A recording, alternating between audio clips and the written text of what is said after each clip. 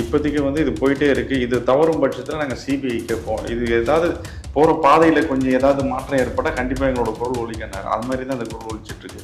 ஏன்னா இது சந்தேகங்களை வலுக்கிற மாதிரி நிறைய விஷயங்கள் இருக்கு. இது அஸ்வத்தாமன் வந்து அவருடைய பிறந்த நாளுக்கு வந்தாங்க. எல்லாமே அங்கிள் தான் சொல்லுவாங்க. சித்தப்பான்வார் அஸ்வத்தாமன் அண்ணா ஆம்சாங்க வந்து அங்கிள் தான் சொல்லுவார். ரொம்ப நட்பு பாராட்டினார்ல. அப்போ அவர் தானே அதை பண்ணாரு. இப்போ நீங்கள் அரெஸ்ட் பண்ணியிருக்கவங்கெல்லாம் மீடியாவிலேருந்து காவல்துறையிலேருந்து என்ன சொல்கிறாங்க, இவங்க கூலிப்படையினர் எல்லாமே கூலிப்படையினர் தான் சொல்கிறாங்க. எங்களோட கேள்வி சிம்பிளான கேள்வி, கூலி வாங்கி செஞ்சுமே ஓகே, கூலி கொடுத்தவன் யார்? இப்போ ஆம்ஸ்ட்ராங் அவர்கள் வழக்கு அப்போவே பாஜக அதில் தொடர்பு இருக்கு, இதுக்கு வந்து ஆருத்ரா விஷயமும் இருக்கு, அதையும் சேர்த்து விசாரிங்கன்னு சொன்னதும் செல்வப்பிறந்தகை தான் சொல்றாரு. பாஜக தானே கட்டினாரு அவருக்கு அப்படி அதை டைவெர்ட் பண்ண பார்த்தாரு. மடைமாற்று வேலை தான் அது.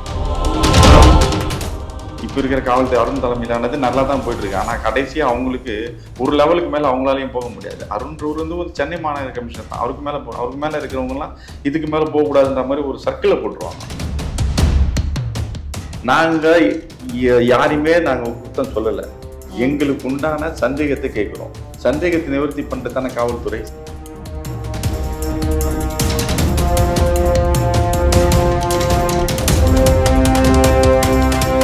வணக்கம் நகரம் வாய்ஸ் நேயர்களே. இன்று நம்முடன் பகுஜன் சமாஜ் கட்சி தொழிற்சங்க பிரிவின் மாநில ஒருங்கிணைப்பாளர் திரு அடைக்கலராஜ் இணைந்திருக்கிறார். வணக்கம் சார்.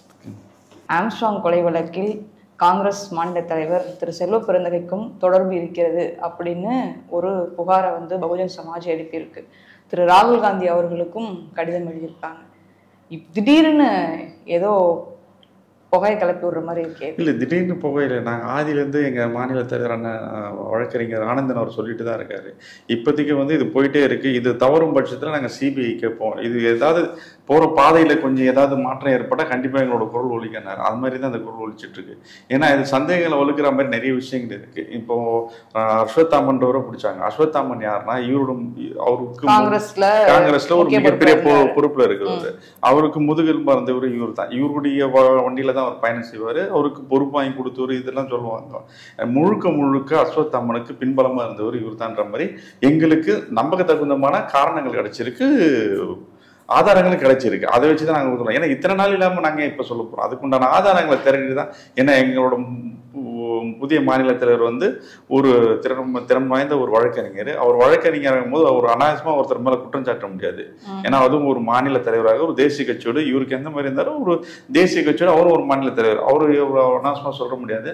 இன்னொரு அவரும் ஒரு தலித்ன்றதுனால ரொம்ப நாங்கள் மிக சரியான பாதையில தான் எங்களுடைய குரல் ஒலிச்சிருக்குன்னு தான் சொல்லணும். இதுல எந்த விதமான பொய்யும் இதெல்லாம் இல்ல. திரு ஆம்ஸ்ட்ராங் அவர்கள் மறைந்த போதே சிபிசிஐடி விசாரணை கேட்டதும் செல்வப்பிறந்தகை தான் கேட்டாங்க. அன்னைக்கு நாள் ஃபுல்லா நின்னதும் அவர் தான் நின்னாரு.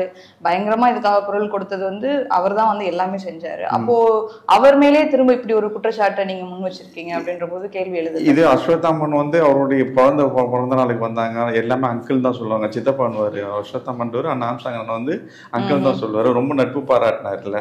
அப்போ அவர் தானே அதை பண்ணாரு. நட்புன்றது வந்து அகம் ஒன்று புறம் ஒன்றுன்னுவாங்க. அகத்துல இருக்கிறது புறத்துல வேற இருக்கும். இவருக்கு வந்து மேலோட்டமா பண்ணாரு.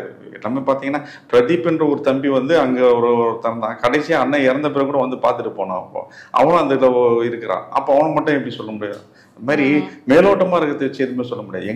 எங்களுடைய மாநில தலைவருக்கு எங்களுக்கு வந்து ஒரு நம்பத்தகு வந்து ஆதாரம் இருக்கு. அந்த ஆதாரத்தின் பேர்ல தான் நாங்கள் குற்றச்சாட்டோம். திரும்ப சொல்றோம். குற்றச்சாட்டுக்கு வந்து ஒரு சாதாரண ஒரு வழிபோக்குதான் இல்லை. ஒரு தேசிய கட்சியோட மாநில தலைவர் அவரும் அதை நாங்கள் குற்றச்சாட்டுன்னு எங்களுக்கு உண்டான ஆதாரங்கள் எங்க கையில இருக்கு. இன்னொரு அவர் தேசிய கட்சியோட தலைவர்ன்றதுனால அவர் மேல நடவடிக்கை எடுக்கிறதுக்கு தயங்குறாங்க. அவர் மேல நடவடிக்கை எடுத்தா இன்னொரு மிகப்பெரிய பின்புலங்களை சார்ந்தவங்களாம் வரும். சரி, நாங்கள் ஒன்றும் கேட்கறதில்லைங்க. இப்போ நீங்கள் அரெஸ்ட் பண்ணியிருக்கவங்கெல்லாம் மீடியாவிலேருந்து காவல்துறையிலேருந்து என்ன சொல்கிறாங்க, இவங்க கூலிப்படையினர் எல்லாமே கூலிப்படையினர் தான் சொல்கிறாங்க. எங்களோட கேள்வி சிம்பிளான கேள்வி, கூலி வாங்கி செஞ்சுமே ஓகே, கூலி கொடுத்தவன் யாரு? இதுதான் எங்களோட கேள்வி. கூலிக்கு வாங்கிட்டு செஞ்சாங்க, கூலி கொடுத்தவங்க யாரு? இதுக்கு பதில் இல்லை. அப்போ அதுல நாங்கள எங்களுடைய புலனாய்வுல பிரகாரம் பார்த்தா இதுக்கு தகுந்த ஆதாரம் கிடைச்சிருக்கு. அதுவும் இல்லாம வந்து ரொம்ப நேர்மையான மனிதன்லாம் செல்வப்பிறந்தகை சொல்ல முடியாது. ஏன்னா அவருடைய கட்சி பயணன்றதே ஒரு கட்சியா சார்ந்தது இல்லை. முதல்ல அண்ணன் மூர்த்தி அண்ணன் கூட இருந்தாரு, அப்புறமா கிருஷ்ணமூர்த்தி அண்ணன் பண்ணார், அப்புறம் தமிழ்நாடு காங்கிரஸ் பண்ணாரு, விடுதலை சிறுத்தைக்கு போனார், விடுதலை சேர்ந்து பிஎஸ்பி வந்தாரு, பிஎஸ்பி வந்து இப்ப காங்கிரஸ் போயிருக்காரு. ஸோ அவருடைய அரசியல் பயணம்ன்றது நேர்மையானது இல்லை. அவர் வாழ்க்கை கட்சி மாத்திட்டு தானே இருக்காங்க. அது நார்மலா எல்லா கட்சியில இருந்து ஒரு கட்சியில இருந்து ஒருத்தவங்க இல்ல இல்ல செய்யறாங்க. எல்லா கட்சிக்கும் போறாங்க, கொள்கை பிடிப்பு இல்லாதவங்க தான் போவாங்க. இப்ப கொள்கைன்னா ஒரு பாபாசாஹிப் கான்செப்ட் ஏத்துனவங்க பாபாசாஹிப் கான்செப்ட் இருக்கிற இடத்துல தான் போவாங்க. இவர் வந்து போனதெல்லாம் பாத்தீங்கன்னா முதல்ல அண்ணன் மூர்த்தி அண்ணன் நல்ல ஒரு பயணப்பட்டார். இவர் சாதாரண ஒரு வங்கியோட ஒரு கடைநிலை ஊழியராக தான் இருந்தாரு. அவர் அண்ணன் மூர்த்தி அண்ணனோட பயணப்பட்டார். அப்பயே வந்து ஆடிட்டர் பாண்டியன்ற ஒரு கொலை வழக்கில் அவரோட பேர் அடிபட்டுச்சு. அது உண்மையா போயின்னு காவல்துறை சொன்னது. நாங்கள் அதெல்லாம் நாங்கள் சொல்லலை. அதுக்கு அவர் மேலுக்கு உண்டான சந்தேகப்படுறதுக்கு அவர் வந்து இன்னும் நேர்மையானவர். அவருக்கு அதுக்கு உண்டான முகாந்திரம் இருக்குன்னு தான் நாங்கள் சொல்றோம். ஆடிட்டர் பாண்டி கேஸ், அப்புறம் ஆல்பர்ட்னு ஒருத்த கேஸ், அப்புறம் இன்னொரு விஷயம் பார்த்தீங்கன்னா ஸ்ரீபெரும்புத்தூர் ஸ்கிராப் பிசினஸ்ல இருக்கிற பிபிஜி சங்கரன் ஒருத்தர், அவரும் கொலை வழக்கு. இதெல்லாம் அவருடைய தொடர்பு இருக்குன்ற மாதிரி தான் சொல்றாங்க. அது என்ன கன்ஃபார்ம் ஆகல. கன்ஃபார்ம் ஆகாம நம்ம எப்படி நம்ம வந்து அவர் நேர்மையற்றவர்னு நம்ம சொல்ல முடியும்? இல்ல கன்ஃபார்ம் ஆகலன்னா சும்மா இருக்கணும் எல்லாமே வந்துடாது இல்ல. அது ஆடிட்டர் பாண்டி கேஸ்ல அவருடைய பேர் இருக்கு, எல்லாருக்கும் தெரியாது. பிபிஜி சங்கரன் அது என்ன காரணம் பார்த்தீங்கன்னா சங்கரன்றவர் வந்து ஒரு மிகப்பெரிய ஆளுமை. அங்க பிபிஜி குமரனோட வழிதான் வரும்.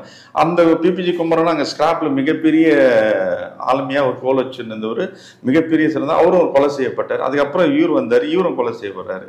அப்போ அங்க காரணம் ஏன்னா அங்க இருக்கிற எம்பி அவர், இவர் அந்த இதோட எம்பி. அதுக்கு என்ன காரணம்னா அது காவல்துறை வச்சு. ஆனா எங்களோட சந்தேகத்துக்கு நேர்மையான நம்பகமான உறுதியான ஆதாரங்கள் என்ன மாதிரியான ஆதாரங்கள் இப்ப சொல்ல முடியாது. இல்ல மீடியா வழியா சொல்லிருக்கோம், குற்றவாளிக்கு பயன்படுற மாதிரி அவங்க. அதனால எல்லா ஆதாரங்களும் சொல்ல முடியும். ஏன்னா நாங்க திரும்ப சொல்றோம், நாங்க குற்றம் சாட்டப்படுகிற நபர் வந்து சாதாரண நபர் இல்லை. சிரம ரோட்ல போற வழி போக்கணும், ஒரு கடை இது இல்லை, ஒரு மிகப்பெரிய ஆளுமையான ஒரு தேசிய கட்சியோட மாநில தலைவர். அவ்வளவு ஈஸியா நாங்க குற்றம் சாட்ட முடியாது இல்லை. அப்ப எங்க தலைவருக்கு உண்டான அதுக்கான இதெல்லாம் கிடைச்சிருக்குன்னு தான் நாங்க அதை குற்றம் சாட்டுறோம். இப்போ ஆம்ஸ்ட்ராங் அவர்கள் வழக்கு அப்போவே பாஜக அதுல தொடர்பு இருக்கு, இதுக்கு வந்து ஆருத்ரா விஷயமும் இருக்கு, அதையும் சேர்த்து விசாரிங்கன்னு சொன்னதும் செல்வ பெருந்தகை தான் சொல்றாரு. பாஜக தானே கட்டினாரு அவருக்கு அப்படி அதை டைவெர்ட் பண்ண பார்த்தேன். மடைமாற்று வேலை தான் அது. அது ஒரு மடைமாற்று வேலை. காவல்துறையில இருந்து ஒரு சில நேர்மையான மீடியாக்குன்னு சொல்லிக்கிறோம். யார் ஓப்பனா சொல்ற நக்கீரன் பிரகாஷ் இவங்கெல்லாம் வந்து என்ன பண்ணாங்கன்னா அந்த இதுல மனைமாற்ற வேலைத்தை நிறைய செஞ்சாங்க. உண்மைதான் சொல்லணும். முதல்ல நக்கீரன் பிரகாஷ் அவர்கள் தான் என்ன சொன்னாரு, இது வந்து ஆருத்ரா கேஸ் இருக்கு, இது ஆருத்ரால பணம் பங்கிடுனாரு. அதுக்கப்புறமா வந்து மோகன்ராம் ஒருத்தர் குற்றம் சொன்னார். இது மாதிரி மாத்தி போக ஆனா காவல்துறை நேர்மையா இதுவரைக்கும் நேர்மையா போயிட்டு இருக்கு. அதை நாங்க குறை சொல்லல. நாங்க திரும்ப சொல்றோம், இதுக்கு முன்னால் அந்த காவல்துறை வேற, இப்ப இருக்கிற காவல்துறை வேற. இப்ப இருக்கிற காவல்துறை அருண் தலைமையிலானது நல்லா தான் போயிட்டு இருக்கு. ஆனா கடைசியா அவங்களுக்கு ஒரு லெவலுக்கு மேல அவங்களாலையும் போக முடியாது. அருண் வந்து ஒரு சென்னை மாநகர கமிஷனர் தான், அவருக்கு மேல இருக்கிறவங்க எல்லாம் இதுக்கு மேல போக கூடாதுன்ற மாதிரி ஒரு சர்க்கிளை போட்டுருவாங்க. ஸோ அது இப்போ இது இருக்கும். அதுதான் நாங்கள் எங்கள் தலைமை என்ன சொல்லுதுன்னா, நேர்மையாக போகும் பட்சத்தில் எங்களோட குறுக்கீடு இது இருக்காது. நேர்மை தவறும் பட்சத்தில் இதோட வழி மாறும்போது, திசை மாறும்போது எங்களுடைய குறுக்கீடு இருக்குன்னாங்க. அதில் தான் இது ஒரு குறுக்கீடு இல்லது, நேர்மையாக மாற்றுறாங்க. அது மடைமாற்ற விஷயத்தை நாங்கள் நேர்படுத்துகிறோம். இந்த ஒரு குற்றச்சாட்டுன்றது அந்த நோக்கி தான் இருக்கு. இப்போ நீங்கள் சொல்கிறபடி வந்து மாநில பகுஜன் சமாஜ் வந்துட்டு நிறைய முயற்சிகள் எடுக்குதுன்னு சொல்கிறீங்க.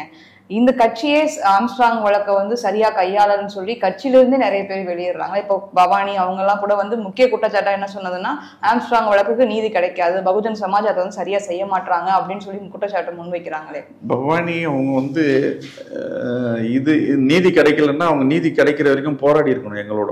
அவங்க அந்த குற்றச்சாட்டினாலும் போடல. அவங்க வந்து கட்சியில வந்து முக்கிய அங்கீகாரம் கிடைக்கல அந்த மாதிரி தான் சொல்லிட்டு போனாங்க. அவங்களுக்கு கட்சியில என்ன ஆதிக்கம் செலுத்துறாங்க அது மாதிரிலாம் சொல்றாங்க. அதெல்லாம் வந்து பகுஜன் சமாஜ் கட்சியில் நினைக்காது. ஏன்னா எங்க கட்சியோட தேசிய தலைவியும் ஒரு மகளிர் தான், ஒரு மகளிராக தான் இருக்காங்க, ஒரு பெண் தான். பாபா சாஹேப் அம்பேத்கரோட கான்செப்டை முழுசாக ஏற்றுக்கணும். பெண்களின் முன்னேற்றத்தை கொண்டு தான் தேசத்தை முன்னேற்றம் கணக்கிடப்படுகிறதுன்னு பாபா சாஹேப் சொன்னது தான் சொல்லுவாங்க. இன்னொரு விஷயம் தான், பெண்களுக்கு அண்ணன் எப்படி முக்கியத்துவம் கொடுப்பாரு. நான் ஒரு நிகழ்ச்சியை சொல்றேன். ஒரு 10 வருஷத்துக்கு முன்னால ஒரு சாதாரண ஒரு மாவட்ட கமிட்டிக்கு போகிறோம், அங்கே மீட்டிங் நடக்குது. அப்போ சொல்கிறாங்கன்னா அந்த அம்மா சரியில்லைண்ணா, அந்த அம்மா வந்து கட்சியை விட்டு எடுத்துடலாண்ணா, எடுத்துட்டு அந்த பதவியிலேருந்து எடுத்துட்டு அவங்க மேலே கூட்டு ஒரு சில, அதாவது பெண்கள் நம்ம போது சில எல்லா கட்சியிலும் இருக்காங்களா ஒரு மாதிரி இதை சொல்லும் போது அப்படியாண்ணா அண்ணா ரொம்ப சிம்பிளா சொன்னார். சரிண்ணா ஓகேண்ணா எடுத்துடலண்ணா, அந்த இடத்துல நம்ம வீட்டில் அண்ணியை போட்டலாமாண்ணா அப்படின்னாரு. இது நம்ம அண்ணியை போட்டலாமா அண்ணா? இல்லைண்ணா இல்லைண்ணா அண்ணியை வீட்டை விட்டு அப்போ வீட்டை விட்டு நம்ம வீட்டுல இருந்து வர மாட்டாங்க, ஏதோ ஒரு சகோதரி வருது, அது மேல இவ்வளவு குற்றச்சாட்டு பண்ணி எந்த வகையில நியாயம்னாரு. அந்த ஒரே ஒரு வார்த்தை போதும், பெண்ணுரிமைக்கு எவ்வளவு முக்கியத்துவம் தராருன்னு ரொம்ப எளிமையா சொல்லிட்டாரு அவரு. நம்ம வீட்டுல இருந்து வர முடியுமா? இப்ப என்னோட மணி வர முடியாது இல்ல. அப்போ வர ஒரு சகோதரியை நான் சகோதரியா பார்க்கணும், அவங்களுக்கு உண்டான முக்கியத்துவம் தரணும். அதை நீ தப்பா பேசுறீங்கன்னாரு. அதுல இருந்து அவருடைய எதிர்த்து. அதே மாதிரி எங்கன்னா எங்களுக்கு கட்சியில பிரச்சனை இருக்குன்னா அவங்க எங்க ஆதிக்கம் செலுத்துறாங்க மேல எதுங்க, அதுக்கு அண்ணன் ஒரு சிம்பிளா சொல்லுவாரு. என்னன்னா இந்தியா பாகிஸ்தான் மேட்ச் நடக்கும்போது அண்ணன் சொல்றது போல ஆம்ஸ்ட்ராங் அண்ணன் ஆம்ஸ்ட்ராங் அண்ணன் எங்களுக்கு அண்ணன் அவர் தான். ஒரு இந்தியா பாகிஸ்தான் மேட்ச் நடக்குமா, அதுக்கு ஒரு நாள் முன்னால் நெட் பிராக்டிஸ்னு ஒன்று பண்ணுவாங்க. நெட் பிராக்டிஸ் என்னன்னா நம்மளுடைய வீரர்களை லோக்கல் பவுலர்ஸ் அந்த பிச்சுக்காக போட்டு பிராக்டிஸ் பண்ணுவாங்க.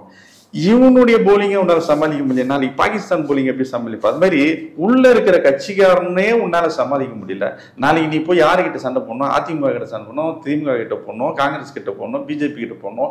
அப்ப இவனே சமாளிக்க முடியல. பவானி அவங்க ஆம்ஸ்ட்ராங் இருந்த வரைக்கும் இந்த பிரச்சனை எல்லாம் பண்ணல. இப்ப புதுசா தலைவர் வந்தது தானே இப்ப சிக்கலா ஏற்பட்டிருக்கு. அதுதான் சொல்றேன், எல்லாருக்கும் புது தலைமை பிடிக்கலன்னா நீங்க நேரடியா சொல்லணும். அதுக்கு காரணம் பவானி அம்மா இந்த கட்சி இந்த தமிழ்நாட்டை சேர்ந்தவங்கல்ல. அவங்க இப்ப பாண்டிச்சேரி இருந்தாங்க. பாண்டிச்சேரியில நீங்க பாண்டிச்சேரியில பொறுப்பு கேட்கணும், தமிழ்நாட்டை எதுக்கு பொறுப்பு கேட்கிறீங்க? இப்போ ஒரே விஷயம் என்னன்னா, ஒரு நெகட்டிவா பேசி பேசி பாசிட்டிவ் ஆக்கிட கூடாது. நம்ம அவங்களுடைய நான் சொல்றேன்னு வச்சுங்களேன், அவங்களுக்கு சமாளிக்க முடியல, சமாளிக்கிற திறமை இல்லை. எங்களுக்கு கிட்டத்தட்ட ஒரு 15 வருஷமா தமிழ்மதி மாநில அலுவலக செயலாளர் இருக்காங்க தமிழ்மதி அக்கா.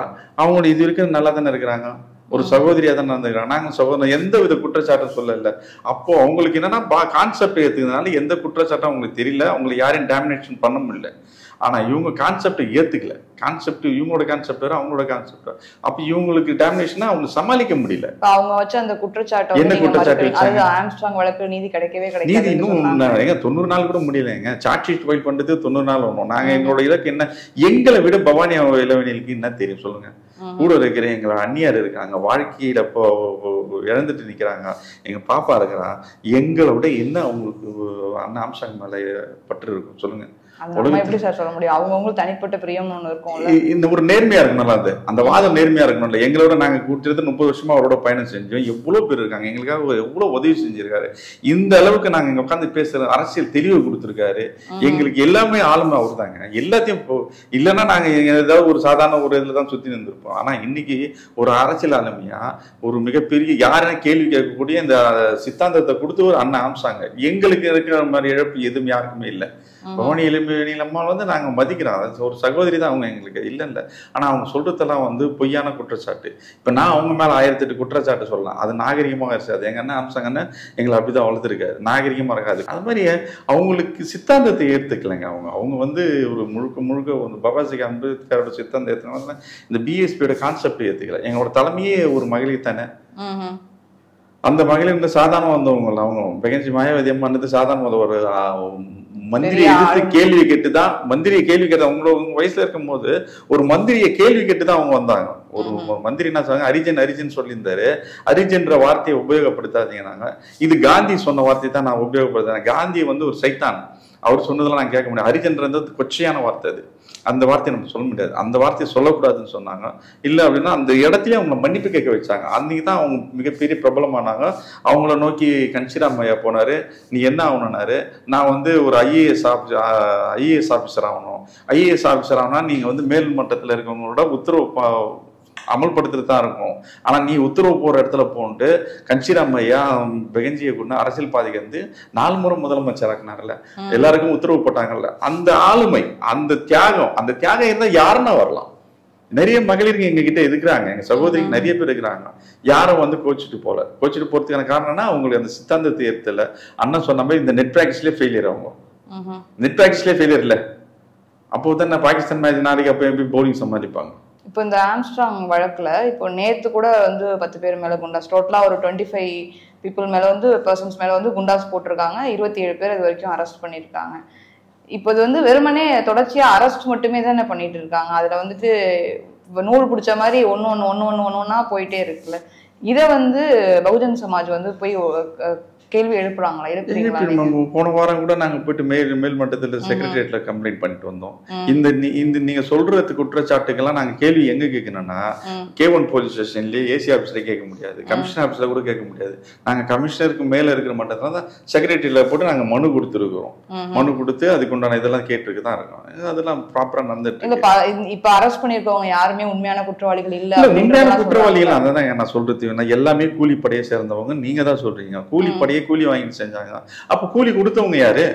நாங்க அதுதான் கேட்கிறோம். எங்களோட கேள்வி வேற எதுவுமே இல்லை. கூலி கொடுத்தவங்க, கூலி வாங்கினவங்க இவங்க. கூலி கொடுத்தவங்க யாரு? இவங்களுக்கு முதலாளி யாரு? இவருக்கு எஜமான அந்த கை காட்டணும் யாரு? இவங்களதான் கேள்வி கேட்கிறோம். அப்போ அதுக்குண்டான சந்தேகத்தின் பேர்ல அந்த செல்வனும் வராரு. செல்வனே நாங்க கேள்வி கேட்க சொல்றோம். இந்த கேள்வி கேட்கத்தான் சொல்றோம். இப்போ நீங்க சொல்ற மாதிரி அந்த அஸ்வத்தாமன் அப்படின்றவர் முன்னாடியே அரெஸ்ட் பண்ணிட்டாங்க. அரெஸ்ட் பண்ணி ரொம்ப நாள் ஆச்சு.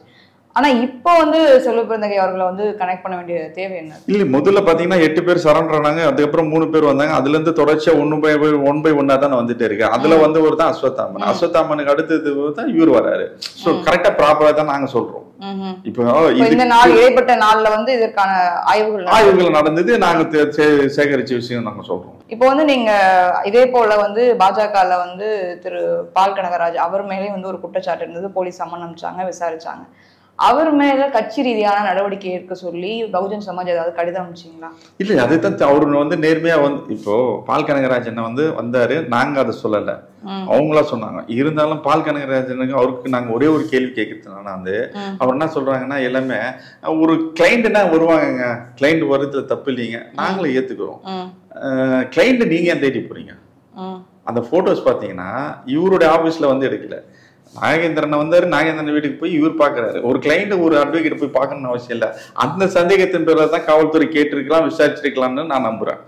இப்ப அதை அவர் கிளியர் பண்ணலாம், காவல்துறைக்கு தான் தெரியும். இப்ப எங்களுக்கு அதுல இன்னும் முழுக்க ஆதாரம் கிடைச்சா அவர் மேல நாங்க நடவடிக்கை எடுக்க சொல்லுவோம். அவரு விசாரிச்சுட்டாங்க. ஆல்ரெடி சம்மன் அனுப்பிச்சு விசாரிச்சவங்க மேல நீங்க கடிதம் அனுப்பி பாஜக கிட்ட கேள்வி எழுப்பல. ஆனா நீங்க இவர் மேல இன்னும் போலீஸ் சார்புல எந்த விதமான தகவலும் வரல. நீங்களா தேடின போது உங்களுக்கு ஒரு சந்தேகம் இருக்குன்னு நீங்க கம்ப்ளைண்ட் பண்ணிருக்கீங்க, கம்ப்ளைண்ட் தான் கொடுத்திருக்கீங்க. அதுக்குள்ள ராகுல் காந்தி வரைக்கும் நீங்க லெட்டர் போட வேண்டிய இதுக்கு மேல யாரு? செல்வனுக்கு மேல யாரு இருக்காங்க? சுப்பீரியர் யாரு? பால் கனகராஜுக்கு மேல இங்க அண்ணாமலை அவர்கள் இருந்தாருல்ல, நீங்க அவர்கிட்ட போய் ஏதாவது பேசுனீங்களா? இல்லைங்க, பால் கனகராஜ் காவல்துறை தான் கூப்பிட்டு விசாரிச்சாங்க. விசாரணையில ஒண்ணுல ஆயிடுச்சு. அது காவல்துறை நடவடிக்கை. விசாரணை கூட நடக்கல. நீங்க அதுக்குள்ள நடத்துனதான் கேக்குறோம். விசாரணை நடந்ததை நாங்க ஏன் கேள்வி கேட்க போறோம்? நான் சொல்றது உங்களுக்கு புரியுதுங்களா? காவல்துறை பால் கூப்பிட்டாங்க, விசாரிச்சாங்க, முடிஞ்சு போச்சு. அதே மாதிரி ஒரு கூப்பிட்டு விசாரிங்க தானே சொல்றோம். அதுக்காக தான் நாங்க சொல்றோம். இப்ப பால் கனகராஜன் ஒரு துணைத் தலைவர் தான் இருந்தாரு. ஆனா இவர் ஒரு மாநில தலைவர் இல்ல, இவர் அனாவசியமா கூப்பிட முடியாது இல்ல. அதுக்காக தான் நாங்க கேட்கிறோம். இவரை கேட்டதை நாங்க கேட்க போறோம். இதுக்கு எப்படி ஒரு விமர்சனங்கள் எழுது அப்படின்னா, ஒரு பட்டியலினத்திற்கு பார்த்தோம்னா திருமாவளவன் அவர்கள் முன்னிலைப்படுத்தி பண்றாங்க. அதுக்கு பிறகு பார்த்தோம்னா இப்ப செல்வபிறந்தகை இருக்காரு. இப்ப அந்த வரிசையில இப்ப பிஎஸ்பியும் ஜாயின் ஆகுது. அப்படி இருக்கும் பொழுது இந்த பாலிடிக்ஸ், பட்டியலினத்து மக்களை வச்சு பண்ணக்கூடிய பாலிடிக்ஸ்ல செல்வபிறந்தகையோட பேரை டேமேஜ் பண்றதுக்கான ஒரு பிளான் மாதிரி இருக்கு அப்படின்னு சொல்லி இல்ல. முதல்ல தெரிஞ்சீங்க, பகுஜன் சமாஜ் கட்சின்றது தமிழாக்கணும்னா வெகுஜன மக்கள் கட்சி. 86% மக்களுக்கு உண்டான போராட்டங்களை தான் நாங்க பண்ணிட்டு இருக்கோம். இதை தலித்துக்கு ஒரு பட்டியலின மக்களுக்கு உண்டான மாதிரி ஒரு முத்திரை குத்தவனான்னு நான் தயவு செஞ்சு கேட்டுறேன். ஏன்னா 85% போட்டதுனால தான் உத்தரப்பிரதேச மிகப்பெரிய மாநிலமான உத்தரப்பிரதேச 4 முறை ஆட்சி அமைச்சோம். எங்களுக்கு ஓட்டு போட்டவங்கள SC ST BC MBC FC கூட இருக்காங்க. ஃபார்வர்டு கேஸ்ட்ல சேர்ந்த பார்ப்பனர்களும் இருக்கிறாங்க. அப்ப எல்லாரையும் சேர்ந்துதான் போட்டு இது ஒரு பட்டியலின கட்சி இல்ல. முதல்ல அதை நான் தெளிவுபடுத்துறேன். இன்னொரு விஷயம் பாத்தீங்கன்னா, நாங்க யாரையுமே நாங்க குத்தம் சொல்லல. எங்களுக்கு உண்டான சந்தேகத்தை கேட்கிறோம். சந்தேகத்தை நிவர்த்தி பண்றதான காவல்துறை. சந்தேகத்துக்கு நீங்க எப்படி பதவியை தூக்குங்கன்ற வார்த்தை எங்க இருந்து வரும்? சந்தேகம் இருக்கும் பொழுது நீங்க பதவியிலிருந்து நீக்குங்க அப்படின்னு எப்படி காவல்துறை அவர் மேல காவல்துறை நடவடிக்கை எடுக்க தயங்கிறதுக்குன்னா அந்த பதவி தானே மெயினா இருக்கு. அந்த பதவி தானே மெயினா இருக்கு. அந்த பதவியில இருந்து எடுங்க. ஒன்றும் வேணாம், டெம்பரரியா எடுங்க. அவர் நியாயமானவர் சொன்னா திரும்ப பதவி கொடுத்தாங்க. நாங்க அது எங்களுடைய இது இல்லை. ஆனா காவல்துறை தயங்கிறதுக்கான காரணம் ஒரு தேசிய கட்சியோட மாநில தலைவர் அந்த தயக்கத்தை நீங்க நம்ம தமிழக முதல்வர்கிட்ட தானே நீங்க போய் டிமாண்ட் பண்ணணும். இந்த கட்சி பதவியில இருக்கிறதுனால நீங்க நடவடிக்கை எடுக்காம இருக்கீங்களா, அவர் மேல நடவடிக்கை எடுங்க. நீங்க இங்கதான் தமிழக அரசு நாங்க இது செக்ரட்டரியேட் தான் கொடுத்துருக்கோம்ல. செக்ரட்டரியேட்டுக்கு பார்த்து நாங்க கம்ப்ளைண்ட் கொடுத்துட்டோம். செக்ரட்டரியேட் எங்களுடைய அரசு, தமிழக அரசுக்கு உண்டான இது அந்த பாதையும் கரெக்டா போயிட்டு அந்த வழியும் போயிட்டு இருக்கு. நாங்க அதுக்கு மேல செல்வபெருந்தகை நாங்க கொடுத்துருக்கோம். இதுல இருக்காங்க இன்னும் அரசியல் பிரமுகர் இன்னும் 10% சொல்றோம், 10% சொன்னாங்க. அரசியல் பிரமுகர்கள் கிட்டத்தட்ட இவங்க என்ன சொல்றாங்க, இங்க தப்பிச்சா இன்னொரு இடத்துல ஒரு 20 பேர் இருந்தான், இங்க ஒரு 20 பேர் இருந்தான். காவல்துறை சொன்னது, நாங்க சொல்லல, நீங்க ஒன்னும் பார்த்து பாருங்க. அப்போ இந்த 10 பேர் முடிச்சீங்க, இங்க இருந்த 20 பேர் யாரு, இங்க இருந்த 10 பேர் யாரு, இங்க இருந்து 20 பேர் யாரு? அப்போ இவங்க மொத்தமா நெட்வொர்க்கை பிடிச்சா இதுக்கு இவங்க எல்லாம் கூலி வேலை செய்யறோம். அப்ப இந்த கூலி வேலை செய்யறோம்னா பிடிச்சோம்னா கூலி கொடுத்தவங்க கிடைப்பாங்க. அதை தான் நாங்க சொல்றோம். இப்ப அதுதான் எங்களுடைய இதா இருக்கு. நாங்க எங்களுடைய தார்மீகமா என்ன கேட்கறோம்னா, ஒரு மேல சந்தேகம் இருக்குன்னா சும்மா திரும்ப திரும்ப சொல்றோம். 19 சொல்றதுல அவர் சாதாரண ஆள் இல்லை. அவரு ஒரு தேசிய கட்சி, ஆண்ட கட்சி, 60 வருஷமா ஆண்ட கட்சியோட இதா இருக்கு. இன்னும் வந்து அவர் ஒரு தலித் தலைவர். அவர் நாங்கள் அவ்வளோ நாசமாக குற்றம் சாட்ட முடியும். எங்களோட சகோதரர் நாங்கள் இன்னி வரைக்கும் அவரை நான் மாற்றி சொல்லி அண்ணன் தானே சொல்றோம். அவரை தூக்கிட்டு அடுத்து யார் வருவாங்க? அது காங்கிரஸ் சூழல் இல்ல. இப்ப இவர் வந்து ஒரு ரெப்ரசன்டேஷனா இருக்காரு. இப்போதைக்கு இப்ப பட்டியலின மக்களுக்கு ஒரு ரெப்ரசன்டேஷனா இவர் போயிட்டாரு. எல்லாருமே அதை வந்து இப்ப பாராட்டி தான் பண்ணிட்டு இருக்காங்க. இப்ப அவரை காலி பண்ற மாதிரி இது ஆயிடும் இல்ல? இப்போ ஒரு விஷயம் சொல்லுங்க, இவர் வந்து பட்டியலின மக்களோட ரெப்ரசன்டேட்டிவ்ன்றீங்க. பட்டியலின மக்களுக்காக என்ன பண்ணாரு? என்ன பண்ணாரு? யாருமே வந்து இன்னைக்கு 131 எம்பி பதவி இருக்கு. எல்லாமே நோக்கி பதவியை நோக்கி தான் போறாங்க, அதிகாரத்தை நோக்கி போகணுன்றதான் எங்களோட இலக்கு. அதாவது 131 எம்பி பதவி இருக்கு, 46 எம்எல்ஏ இருக்காங்க. இந்த 46 எம்எல்ஏக்களும் திமுகவா இருக்காங்க, அதிமுக இருக்காங்க, காங்கிரஸ் இருக்காங்க, பாஜக இருக்காங்க, இந்த மாதிரி எல்லா கட்சியும் இருக்காங்க. ஆனா யாருமே ஒரு தலித்தா இல்லை, ஒரு பட்டியலின மக்களா அதுக்கு அந்த மக்களுக்கு குரல் கொடுக்கறதுனால. இப்போ சென்னை மேயர் இருக்கிறாங்க, சென்னை மேயருக்கு ரிசர்வேஷன் கிடைச்சிச்சு. ஆனா அவங்களுக்கு அந்த சீட்டு யார் வாங்கி கொடுத்ததுன்னு போய் பாருங்க.